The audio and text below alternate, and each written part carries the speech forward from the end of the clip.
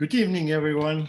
As president of EINA Foundation and on behalf of our partners, Barcelona Global, EADA, McKinsey Company, to join my cordial greet, I am pleased to welcome you to this inauguration of Making Next, Designing Strategies for Plausible Futures, organized by EINA University School of Design and Art of Barcelona. It's comforting to see the high attendance of this event. It'll tell us about the interest in design and its capacity for transformation in a world that urgently needs new ideas and even more new ways of doing things, processes, services in order to be viable and better. Therefore, design to create future, this is the fundamental subject of the reflections we propose in this cycle that begins today. Every good idea requires people to carry it out. I would like to thank everyone who made Making Next possible, and especially Carlos Costa and Pilar Cortada for their conception and leadership. Thanks also Mr. B. Shepherd, who opens today's cycle of webinars. Words like design, profit, business, innovation, and success sound good to me, and I look forward to his lecture. In addition, I also appreciate all the speakers and moderators for having accepted our invitation. And thanks to all of you for participating in these sessions. EINA, founded in 1967, is a school with a long history of training and researching in art and design, also in critical thinking in the field of humanities. At each stage, EINA has managed to provide a creative response to the needs of each moment and has been an artistic and cultural reference. Now that we are faced problems great complexity, climate emergency, gender equality, health, the city and mobility, we need new ways of thinking and doing. EINA can do it, and it has the tools. We have undergraduate, master's and PhD programs with a strong focus on creativity. We have experience and wisdom. We have the will to discover and innovate. We are transforming and relaunching with expansion in new spaces, EINA Idea, a strategic area of acceleration of ideas, and EINA Obra, a division focused on building networks with impact. And we have the connection with the potential of the Autonomous University of Barcelona and its public investment in knowledge. We are committed to research and practices of design and art with a transformative intention, critical thinking, and undisciplined studies.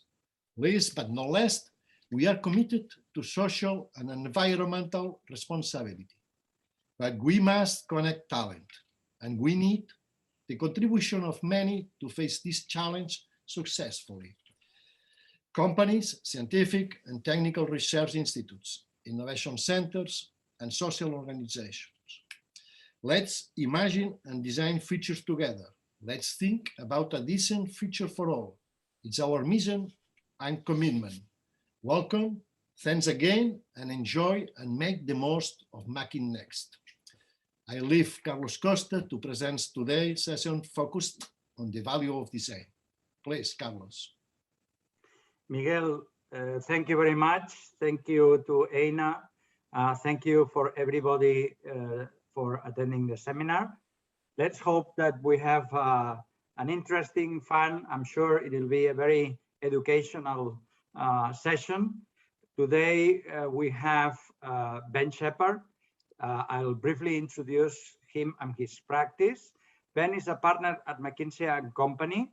He is in the operations practice. He's the leader of the design research, the global leader, and he works with senior leaders of the world's preeminent companies, more than 30 companies, leading major innovation design programs.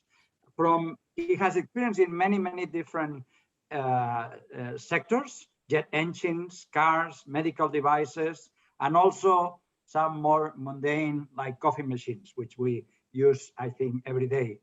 He actually gathers frequently every quarter with 30 of the more senior design leaders, which represent a huge amount of revenues and more than 3,000 million users, consumers, customers. So pretty insightful and in-depth knowledge. In fact, McKinsey Design is unique in the sense that they work to deliver new products, services, and customer experiences with a multidisciplinary approach, taking both people from the design world, and I think they have in McKinsey Design, I encourage you to look at their website, more than 450 designers, and they work in 17 locations, and they work with those designers and then multidisciplinary business teams to actually deliver those insights and solutions. So I think clearly we are all expectant to hear you, Ben, your presentation, how to bridge this world of design and then the business world.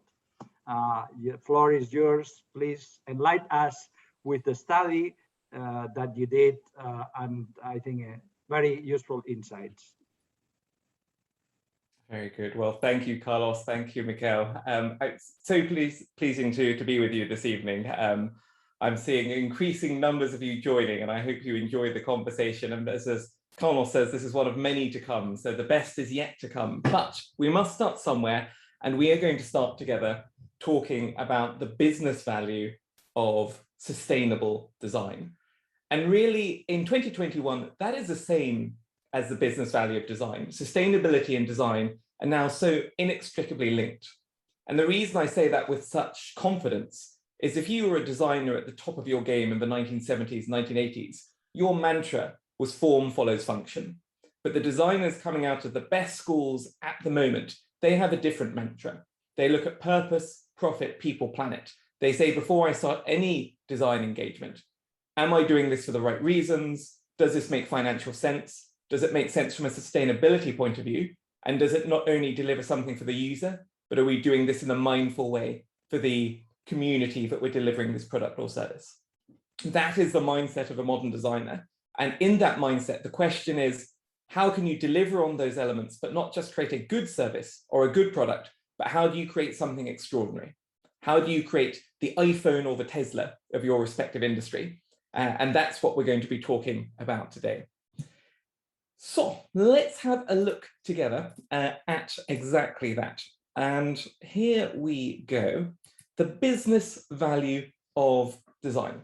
Now, I should start by saying that design is one of those words like strategy or big data that seems to mean different things to different people.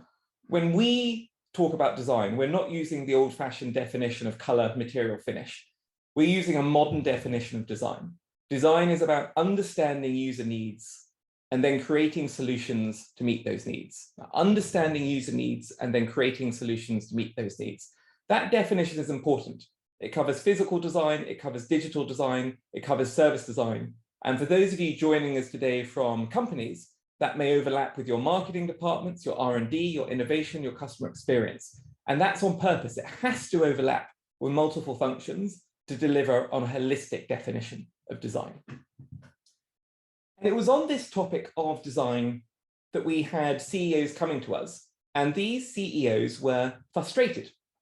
They were saying, look, we're spending hundreds of millions, in some cases billions of dollars on R&D and marketing. And at the end of all of that money that we're spending, we're making products and services that are good, but not great. We're creating products that are 4.5 stars out of 5, like all our competition, but we haven't found the 5-star out of 5 products and services. We're not making the Teslas, we're not making the iPhones of our industry. And the exam question they asked to us at McKinsey was, for those companies who do consistently make better products, what are they doing? And that's what we'll touch on today, which is what is that secret sauce?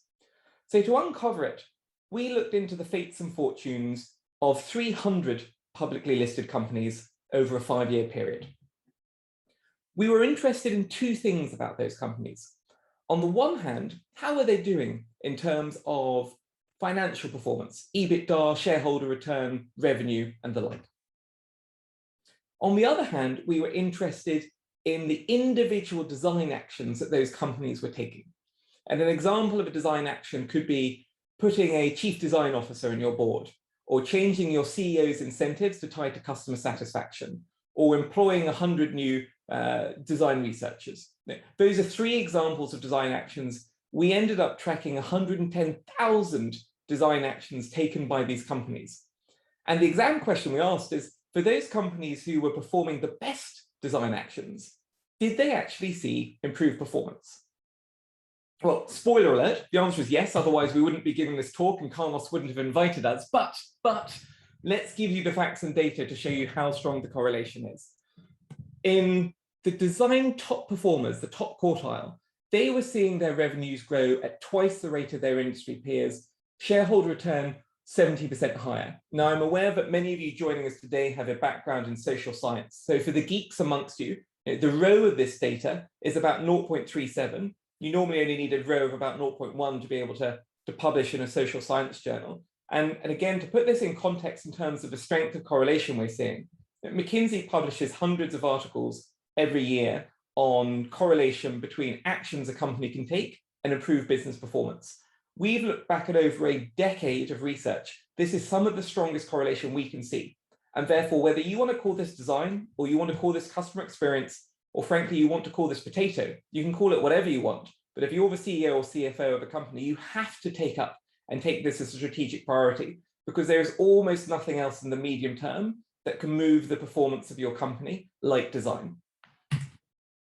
And this is possibly a more sincere way of sharing the same data. Now, after a 5-year period of consistently investing in design, the best companies were seeing 32 percentage points higher revenue, 56 percentage points higher shareholder return. Now, we went into this believing that maybe this was only about consumer packaged goods. Maybe this was only about coffee machines, as we heard at the beginning. That isn't what we saw. Regardless of whether you're looking at a consumer industry or a business-facing industry, regardless of whether we saw physical design like consumer packaged goods, digital and service design like retail banking, or medical technology, which is a mixture of all three, we saw strong correlation. The absolute numbers may change from industry to industry, but the correlation was true. Design is universal. And that makes sense if you think about it from a user perspective. Now, if you make extraordinary products, extraordinary services, you will perform better financially, regardless of industry. What we were surprised, though, is that it isn't a linear game. Whilst this isn't quite a case of winner takes all, it gets pretty close. And what I mean by that, if you're the CEO of a company and you're thinking about putting another $1 or another $2 into design, you may actually see no performance improvement in terms of shareholder return. You may see very minor performance improvements in terms of revenue. And that's because from a customer point of view, they only care about those top 1, 2, 3 products. So unless you're going to invest in a company that's going to make that level of change, maybe it's not worth doing. And that's important if you're a CEO, because you have to make the courageous decision to say either this is a top company priority, or frankly, we shouldn't do it at all. Now, that's a little bit about the data. So hopefully that gives you a proof of that old IBM phrase from the 1970s, that good design is good business. I think more interesting than the data itself, though, is what are the actions out of those 110,000 that we looked at that actually matter. If you're leading a company, what are the things that you can do that move the needle and actually make it more likely you're going to make a better product or a better service? Now, I should start by saying, again, we got this wrong. Hiring a chief design officer, no correlation to improve performance. Number of designers, no correlation to improve performance. Investing in a shiny new innovation and design center, inverse correlation to improve performance. Companies actually saw a drop in performance after spending tens of millions on their new center.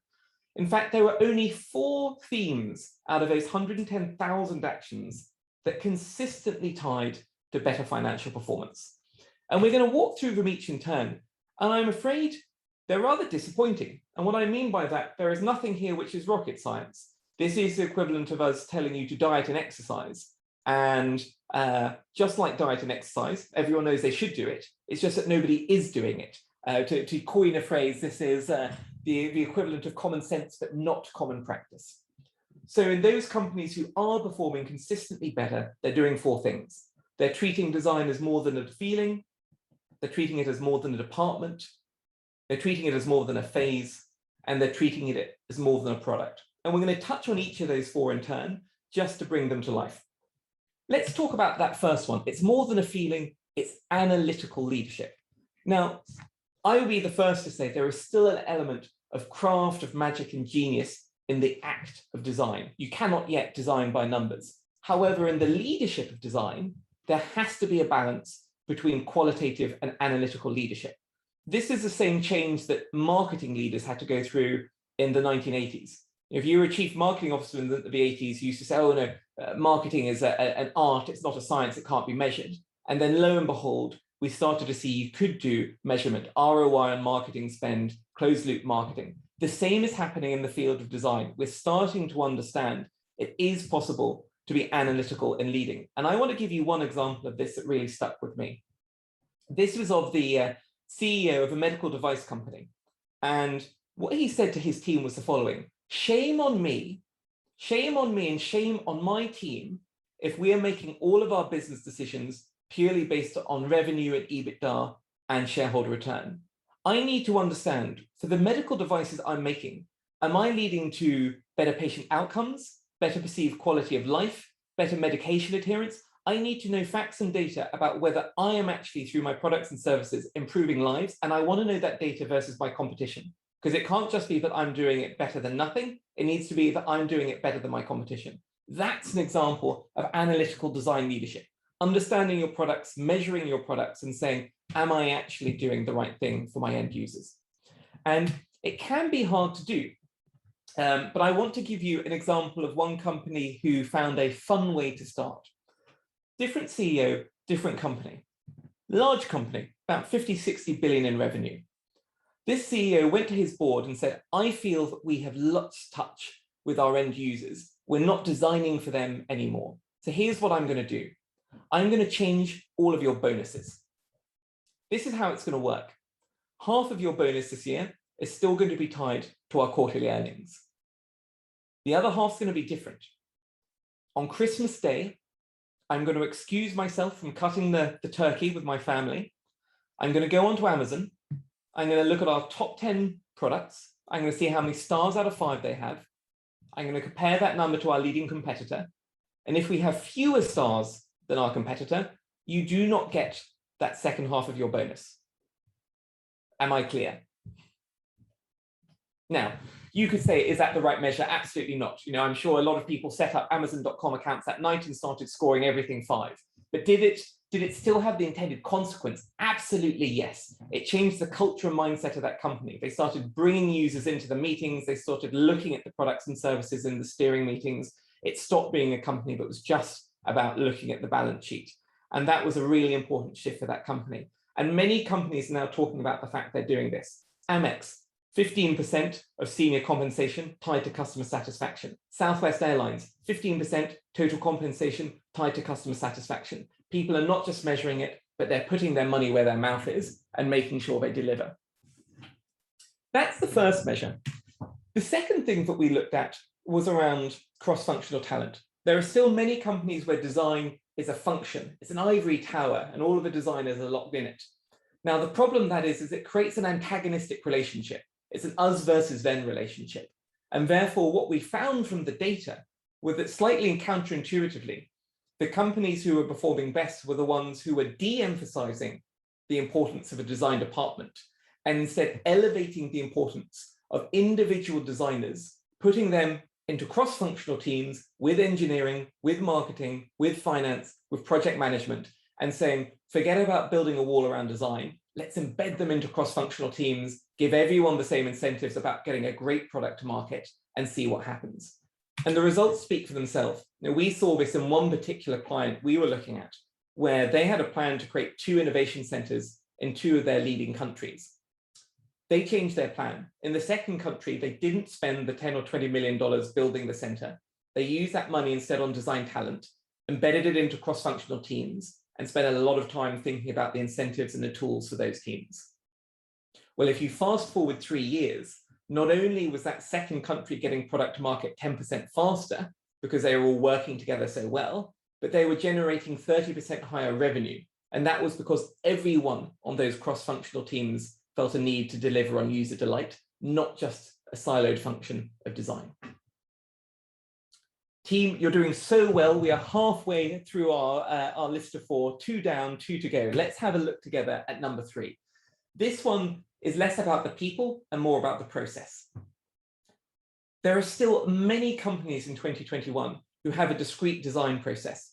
You come up with a design, you lock it, you build it, and you throw it towards launch, come success or failure. That's a pretty high risk strategy in 2021. And perhaps unsurprisingly, therefore, the companies who were performing best financially were the ones who, instead of having a locked design phase, continued to iterate with their users and continue to have designers involved from early strategy all the way through to post-launch. Now that took you from average performance to good performance. If you wanted to perform even better, then the difference you had to make was around how you did that iteration. And what I mean by that is many companies over-rely on one way of understanding their users. Maybe it's conjoint analysis, maybe it's ethnographic research, maybe it's doing a survey. The companies who were performing really well weren't just iterating during the process, they were using lots of different techniques. And I don't know why, but for some reason, 6 turned out to be the magic number. For companies who had 6 different ways of listening to their user, 6 different tools and techniques, whether it was scraping payment data, whether it was max diff analysis, whether it was buddy analysis, it didn't matter what the actual tool was, but as long as you had 6 different ways, you were far more likely to understand your users better than your competition, far more likely to find unmet needs, and therefore far more likely to design a product or service that stood out from the competition. And this was true in every industry we looked at. It was even true in the physical space as well. The fourth and final theme is the easiest one for me to describe, but the hardest one for many companies to do. And this is moving from a world of a product to a world of an experience. And I'll give you an example of why this is so difficult. I have a friend who's the chief design officer of a car company. One day his CEO came to him and said, "Congratulations, you're no longer the chief design officer, you're the chief experience design officer." Now that was probably the most terrifying conversation that person had had in their professional career. For 25 years, their job had been to make beautiful cars, and that made sketching, making models out of clay, that was their job. As the chief experience design officer, think about the experience of someone buying a car. The first thing they might do is go on social media or forums to understand what people think about various cars. If you're lucky, you might interact with an intern from the company. Then you go onto the car company's website. That was actually purchased by marketing from a third party. Then you go into the showroom. Well, actually, that isn't run by the car company. That's franchised out by a distributor. You sit in the car, maybe because you can't drive it, you turn on the sat nav. Well, all of the apps were probably purchased by a procurement department. So 95% of your experience up till now, this design leader has had no impact on. And that's why this is so challenging. It is so challenging to deal with physical design, digital design, service design, and bring them together into one seamless experience. But that's how you have to do it. And the companies who are performing best in this space have a very specific way of approaching how they think about experience. The first thing they do is think about end to end. What are all of the pain points and moments of potential delight in my end user's life, from the moment they wake up to the moment they go to sleep? Then as a second step, they say, let's go through the exercise of thinking, if we could come up with an amazing solution to that pain point with only physical design or only digital design or over service design or a mixture of all three, what could those different solutions look like? Then as a third step, they say, okay, we've done that exercise, now let's choose the best. Maybe it's physical, physical, digital, physical. They work out at each touch point, what is the best answer? And then as a fourth and final step, they work out where should we be doing it versus where should a third party be doing it instead? And what I mean by that is it's very common for companies to say, oh, I should design a map app, whereas what should actually happen is people should say, people love using Google Maps, don't reinvent the wheel, allow people to use things they already like in their ecosystem. That is the way that people create a truly seamless experience. And there are really innovative examples of companies who have done this. Take an example like a company like N26, a digital bank. You'd have therefore thought every touch point was going to be digital.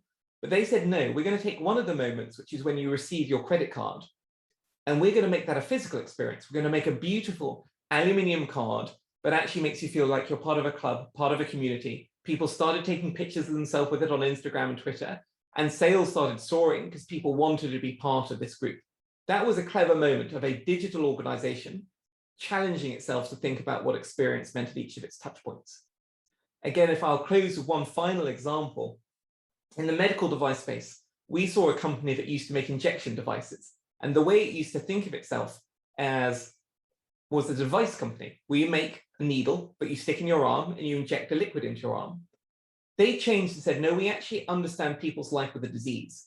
And with one specific disease, they said, these people are reminded so often in their life that they're sick. There's 26 reminders every day that they're living with the burden of disease. What if we could make an amazing injection device, an amazing app, an amazing connection with a service where you could call nurses, and put all of these together into an experience that make your quality of life better? That's an example of world-class experience design. And as a result, that company has performed far better financially. So that is what it is. Those are the 4 actions. For those of you who are joining who are thinking this sounds very tough, particularly those of you from industry, do not despair. You're in good company. 2/3 of the companies that we talk to aren't actually sharing their prototypes with end users as I develop products or services. 50% don't even involve them to kick off new product development. That's kicked off by a strategy process or a marketing requirements document without actually any input from users. And perhaps most shockingly of all, in 95% of cases, leaders don't feel that they're making objective decisions. This phrase HIPPO keeps on coming up. HIPPO is the highest paid person's opinion. That phrase came up time and time again and saying, we're making far too many important decisions based on intuition without the facts and data on how it actually impacts our end users. So that's where we stand. The business value of design is real. If you think it sounds challenging, if you think making these 4 changes at once sounds challenging, our advice to you is find one product or one service where you can make all 4 changes together, see the benefit, see the increased revenue, and once the company can see what a difference this way of working makes, it will spread like wildfire throughout the organization. So that's it. The business value of design in 21.5 minutes. I hope you've enjoyed it. I hope you've learned a little. And what we're now going to do is have a little bit of time for Q&A so you can learn more. Thank you for the time. Ben, thank you very much for your presentation. Very insightful. The study is fantastic. I encourage everybody listening to us that they go to the McKinsey website, the McKinsey Design tab, and they look at the study, then download it and study it in detail, because you just made a very strong summary. There's more great information there. Let's, can I ask you, we are receiving already some questions from the attendants, but can I first ask you, is what you are saying very different by geography, by industry, and then how you measure this contribution of design? If I am the CEO, how do I know that that we are doing well or not so well, and in which dimension? Yeah, so the first piece is it seems to be pervasive. This was across all industries, whether they were B2B or B2C. It was across geographies. What we did see was a slight difference in maturity. So some industries, consumer facing, are further ahead at developing these 4 pieces. There was also a slight difference here in geography. So Western Europe and North America was ahead on implementing these 4 changes, particularly compared to APAC. So the advice holds true across all, the correlation holds true across all, but the maturity is different. In terms of your CEO and how to measure it, phenomenally difficult, and the exact number that you should use to measure your design changes from industry to industry. We talked about that medtech example where the way they measured it was medication adherence, perceived quality of life, and patient outcomes. What we're seeing is in the same way as marketing went through in the 1980s, each industry is having to work out what its specific number is. Now, some people are over-relying on, I would say simplistic measures, things like NPS, CSAT, and customer satisfaction surveys. I think we're going to see a really exciting period over the next 5 years where more predictive measures start coming through. So people are able to make decisions and design changes before the data has even actually come to completion. And if that happens, then we're just going to end up with some really extraordinary products and services. Fantastic. I am already introducing one of the questions from one of our audience.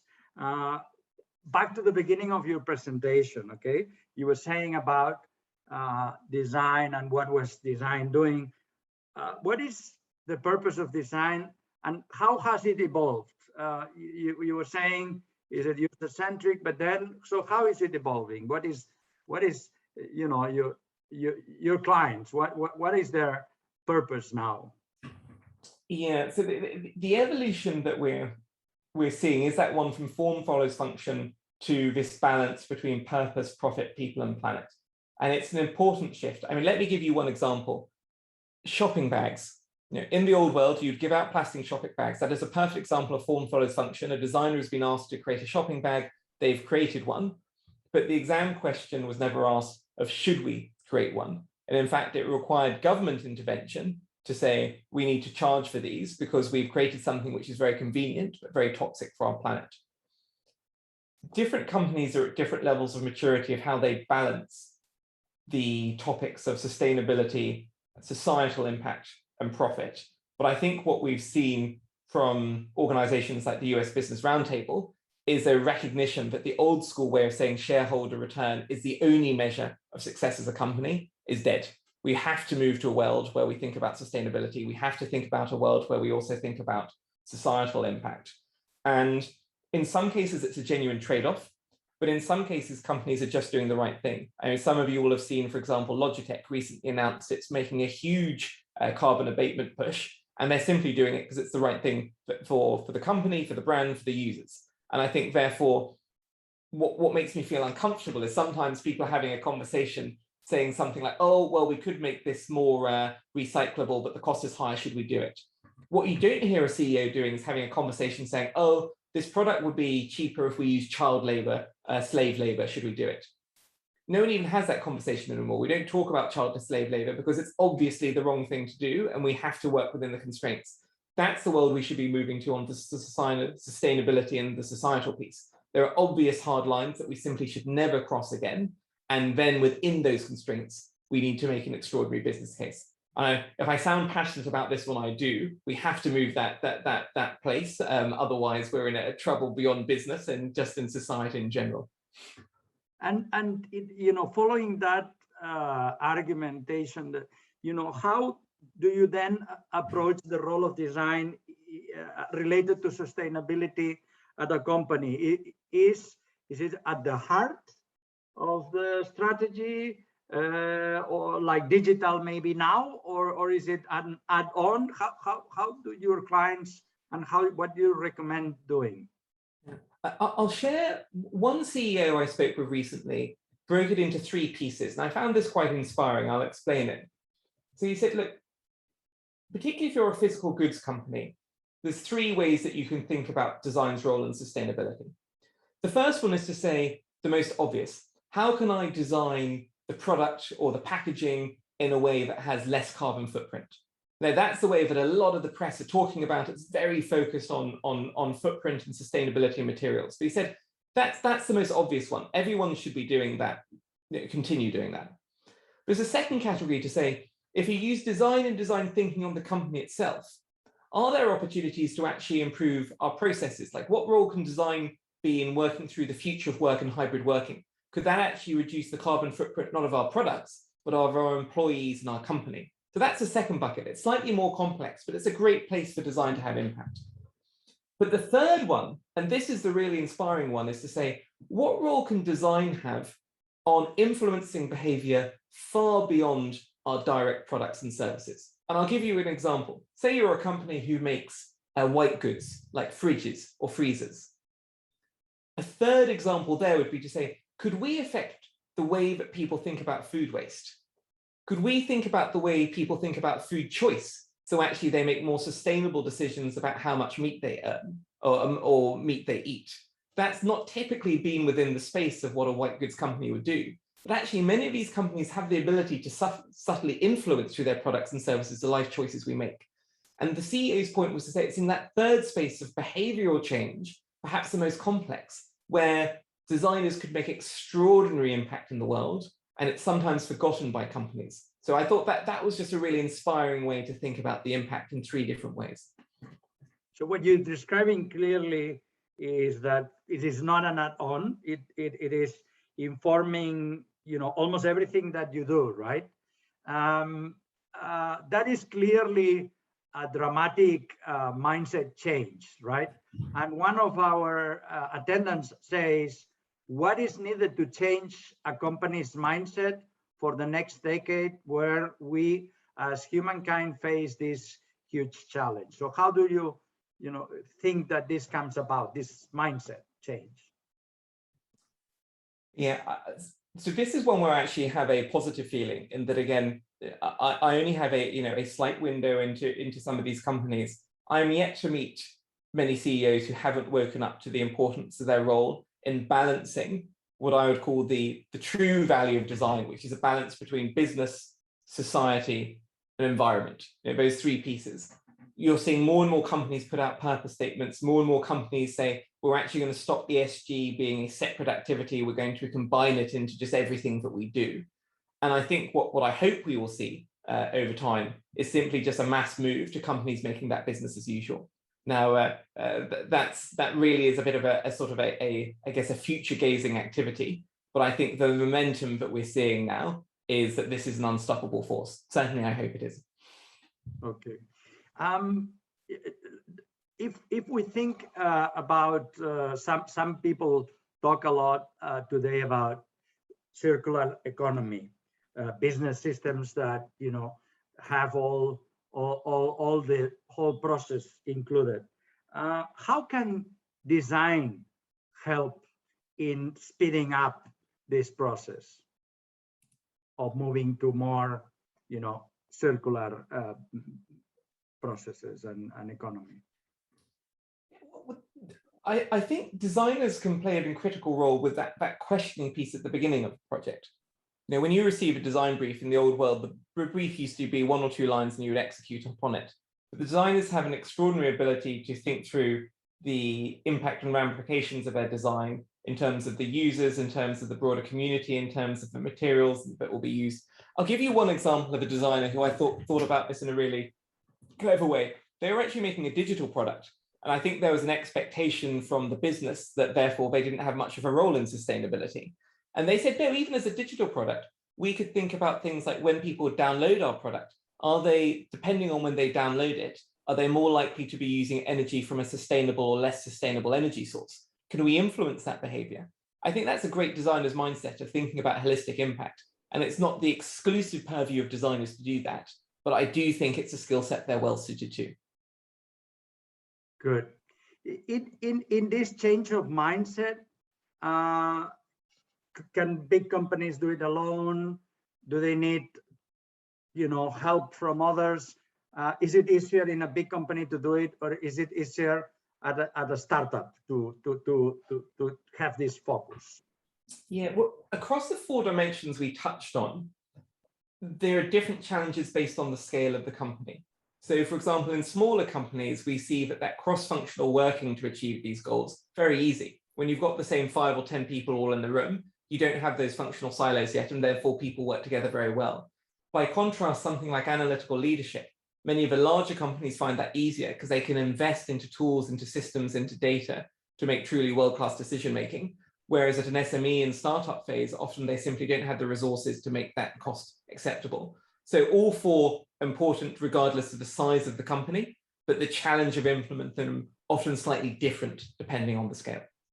Do they work differently? So to work and be successful, in general, good design or sustainable design, are there differences, or some of the user centricity, etc., that you described is similar?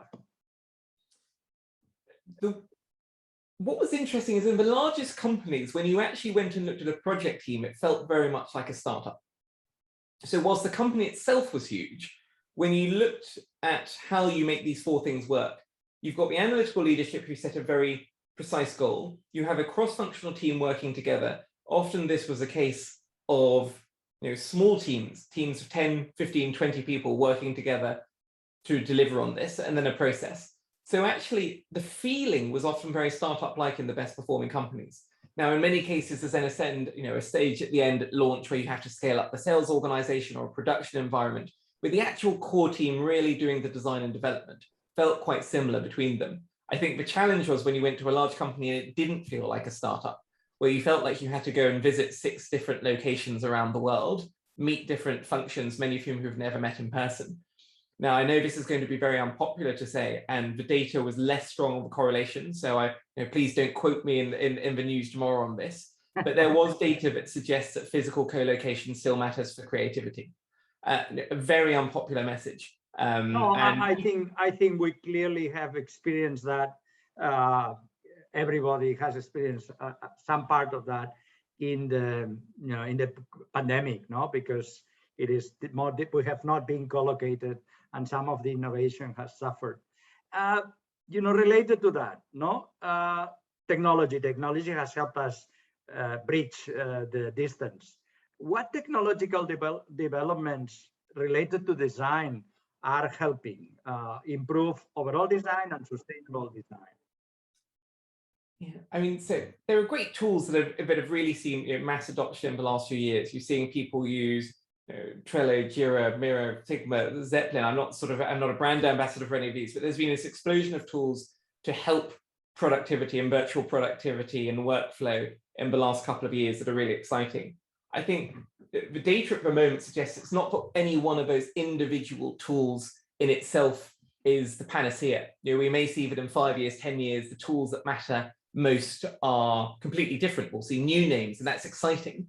What's interesting from the companies who are performing best from a tools point of view is not that they've over-relied on one or two, it's that they're willing to experiment, they're willing to explore. They're often using 5, 6 different tools techniques. They know that one of them will die, but they have an IT system and an approach that allows you to very rapidly say, okay, from a cybersecurity point of view, does this make sense for our environment? Can we accept it? Let's get it in, let's get a pilot group, let's see if it helps our team, and then let's grow it from there. I think what we've seen for the companies who have really been held back are the ones who haven't been able to use those tools, because the company's cycle means it takes so long to basically do V&V testing on them that they can't use it.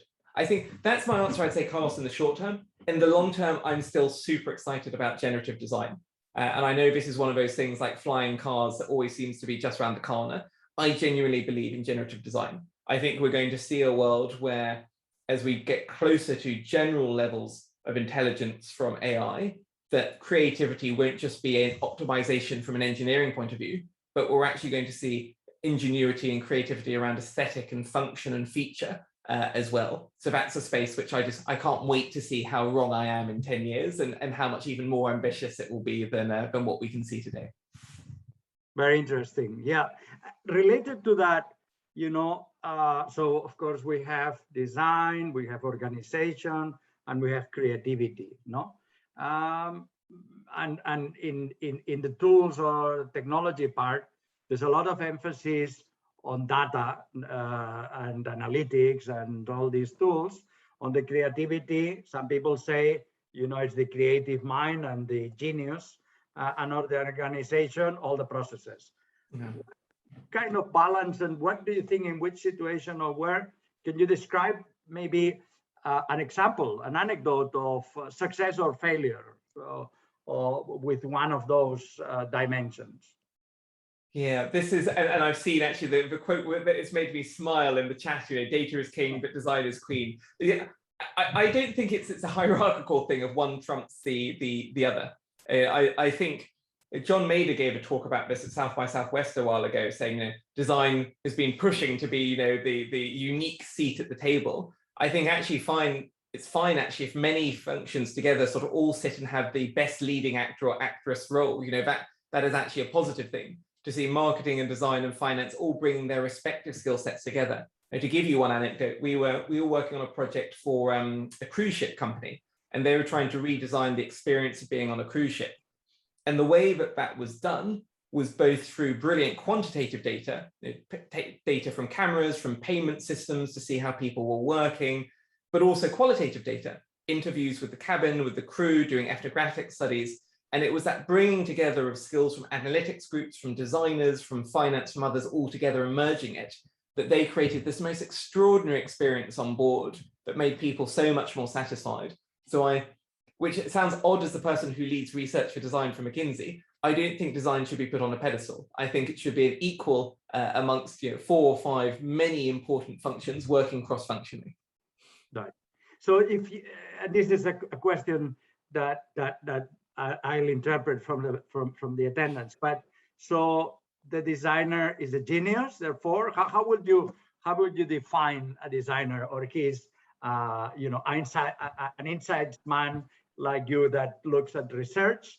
I worked in fashion for some time, and there, you don't want, you are setting the trend. So clearly, listening to the customer maybe sometimes is not what you want to do, because you are setting the trend. So how do you see a designer? What is a designer somehow, and how would you describe that? A designer is a broad category. It's the same as doctor. There's a big difference between an oncologist and a pediatric, surgeon. And it's the same in design. There's a big difference between a service designer, a UI designer, a UX designer, or a craftsperson in clay. I think the similarity across all of them, a designer is someone who has a real passion for understanding users' needs and then creating solutions to meet those needs. That is the unique skill, the Superman skill that all designers have to be successful. I think what's also important, and this is a shift we've seen over design, the old world of having the one mad maverick designer who is brilliant but hates all other people does not work anymore. There are so, unless you're designing something as simple as a chair, there are just very few projects that matter in today's world which aren't cross-functional in nature. And therefore, most of the HR departments we've seen hiring design talent are putting more and more saying, yes, of course, 80–90% has to be about extraordinary genius craft, but that remaining 10 or 20%, you at least have to have an interest in what your colleagues around you are doing in marketing and engineering and finance. Because if you can't do that, you can't actually deal with some of these more complex projects that actually make a difference in the world. That's very useful. I fully agree. Back to a bit the sustainability, if we want to drive change and the time length is getting shorter, let's put it this way, how do you move an organization? How do you help move an organization to actually address the right moves to improve design and to make it more sustainable? We know now that these are together. So you don't have, you were saying, if it's not a chat, we don't have a chance. There's not a way if we're going in the unsustainability. So how do you do that? What's the way you approach that? Yeah, short time, I think, is probably, we're all feeling that. It feels like all of our lives are dividing into ever shorter 15-minute Zoom and Teams calls to get things done. I mean, one thing that I think is helpful in the design world on short times to deliver this level of impact is actually being honest when you kick off a project of what type it is. Again, there's a CEO I work with who says, look, there's a few different types of design projects. There is the one where I'm telling you you've got 4 weeks and this is really about execution. And at the other end is the one where I'm telling you it's 2 years. We don't even really know what the question is. You go and explore. And there's one in the middle where we've got a pretty good idea of what the question is, but you need to go and do some proper user research and some proper iteration. I think it's important for companies to be clear in signposting which of those different flavors it is. Because if you go telling someone they need to reinvent the world, make a product more sustainable, but it's an execution project and you've got 4 weeks, it's going to fail before you've even started. On the flip side, if you've got an immediate need because there's maybe a regulatory change and you need to change the number of phthalates in a particular type of packaging, there's no point saying this is a really exciting opportunity to reinvent everything about the product over 2 years, because you've got a burning need and you just need to get the best almost engineers, not designers, on that for a 4-week period. So I think the pressure on time is real. One has to always fight for the need for iteration, but being at least clear on which of those versions it is avoids people being burnt out and frustrated. Going along that line, in your study, and you presented that too, you discussed the importance of prototyping and testing and iterations, no? And one of the questions is around, do you do that, of course, with your customers, no? Because you have to involve them. But does this also involve co-creation with the final customer user? Not when yes, when not? Yeah, and I think the answer is, it's back to that topic of 6 different techniques. Co-creation is one. You can do joint analysis, you can do max diff, you can do ethnographic. Co-creation is one. And there are different forms of co-creation. You can do it in something very light touch, like card sorting. You can do something in very heavy touch, where you literally sit down and make the product together, sitting in front of it. And what we learned again was, some element of co-creation absolutely needed, but this balance, honestly, more on sort of number of different techniques, this balance between qualitative, quantitative techniques, of which co-creation is an important part, is a secret recipe. If you just do co-creation with the wrong group of people, you only use one technique with them and you don't iterate enough, you'll still end up with the wrong product. Right. Very useful. Good. Any difference in the actual designs that you can, as examples, mention of sustainable designs versus the standard designs? Oh, good one. The difference.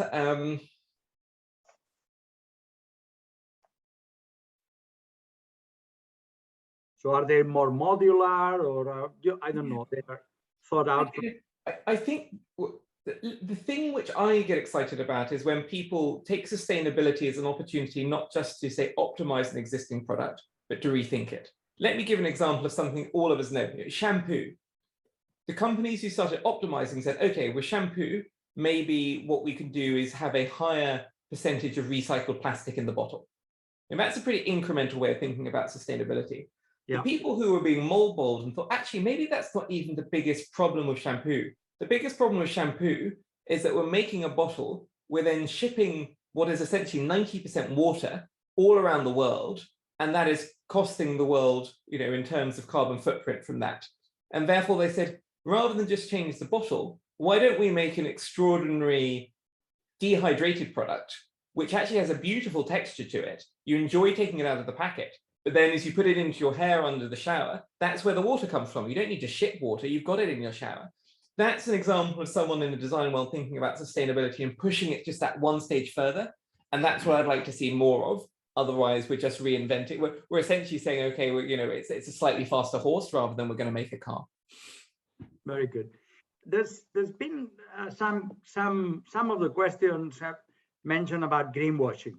Does that also affect design, or what do you think about that, or what? About what, sorry? Greenwashing. So just putting up product and saying, well, this is already 30% lower, whatever, CO2 emissions versus in-depth redesign. No, how do you... Yeah, I mean, I think back to the shampoo example, we need both. I think we need people who are incrementally thinking, okay, how do we get 10%, 20% out and do the optimization? But you need to have in your portfolio the bold thinkers who are doing call it the dehydrated. And back to that example of a CEO, as well as just doing the product focus piece, you need those people who are more broadly thinking about how can I influence behavior. And by the way, I think that goes beyond sustainability. Now, I was speaking to a chief design officer who works in the gaming industry. And they were saying that we've got an ability not just to sell games and make people enjoy themselves, but we've actually got these communities. How do we make those communities happier? How do we make them safer? How do we actually, for vulnerable people, make sure there isn't a toxic environment? That to me feels more like a societal impact than a sustainability piece. But I'm so pleased to see designers starting to tackle it, because most designers who were trained more than a decade ago were never trained in ethics. And actually, I think a lot of these topics on both sustainability and on societal impact require a really good grounding in ethics to know what the right thing is to do. I think design ethics is something that we're going to see in most of the leading design schools be introduced over the next 2 or 3 years. So EINA needs to take notes on that. Thank you. Any final comments, Ben, before we pass on the word to Meritxell to make a summary of any encouragement to our listeners?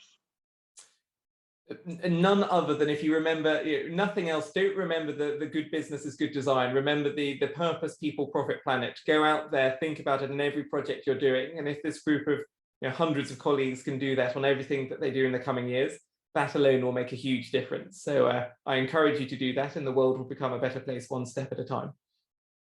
Thank you, Ben. Meritxell, I'll let you try summarize it. It's a challenge, I understand, but try. I will try. Thank you. Okay, I'm going to share my artwork.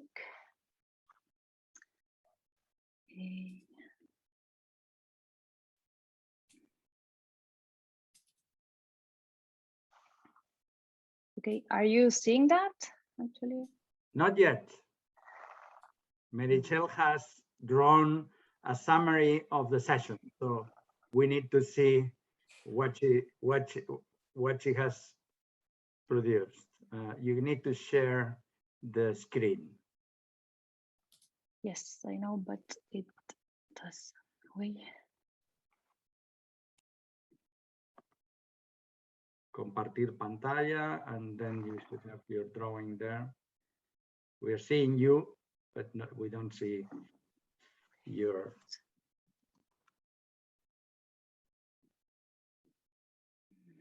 No.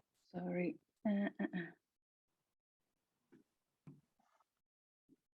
Sorry, it's not working.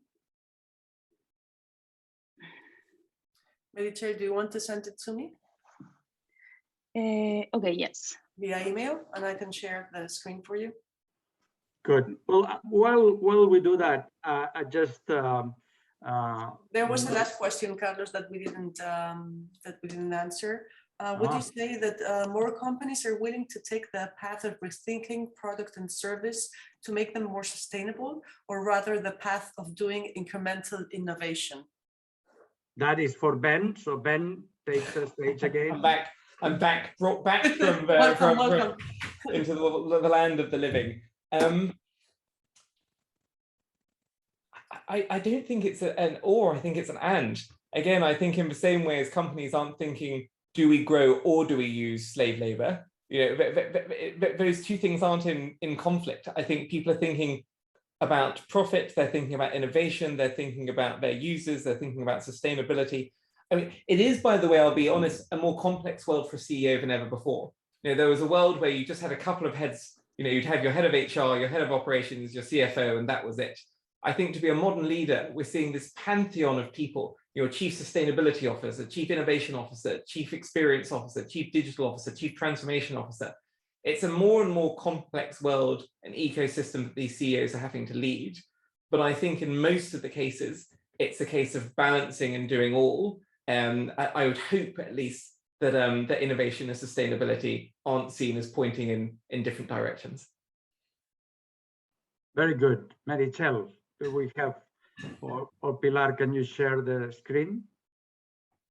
Yeah. There you go. The floor is yours. You are muted. Meritxell, please unmute. Yes, okay. Thank you for the invitation, first of all. And with my resume, which is really, well, I wanted to be based with this more than that he proposed, and I wanted to contribute with the more than a world. Because we live in or we design in a world based in a definition of a classical physical paradigm, which define the world as a locked space. And I propose to think the world without these borders, considering the new paradigm proposed, like, for example, the gravity quantum theory, which propose a world where the time and space is the same entity. And my question is, could be designed based in this new kind of paradigms more sustainable? And with the resume, I wanted to emphasize this aspect that we are always designing based in this classical paradigm. And I wanted to think that maybe if we rethink these paradigms, we can design more sustainable things or options. And this is it. Thank you very much. thank you to everybody. Thank you very much, Ben, for the great presentation and enlightening questions. Thank you, Marichel, for your inspiration. I'm sure we can put it in the EINA website and people can look at it and inspire themselves. I just want, before closing, 2 minutes. I think it has been a great opening session. Just to announce the next webinar, which is going to be next Thursday at the same time, 7 p.m. And we have a great session with top designer and architect, Julia Kerner. And we have also a fashion sustainable company, EcoAlf. And we have Net Zero, which is, they have a very interesting product. We're talking about product and designing of products next week. And Net Zero does biochar. So it's not about reducing CO2, it's about capturing and therefore producing product that can in fact restore the balance. And we have a strong moderation team of Manuel Tirauqui from EINA IDEA, and Federica Massa from EADA. So I encourage you to come to the next webinar. And also thanks to everybody for all the questions. They are very insightful and very good. I hope that you enjoyed the session. If you have any feedback, we'll be happy to hear about it and happy to improve.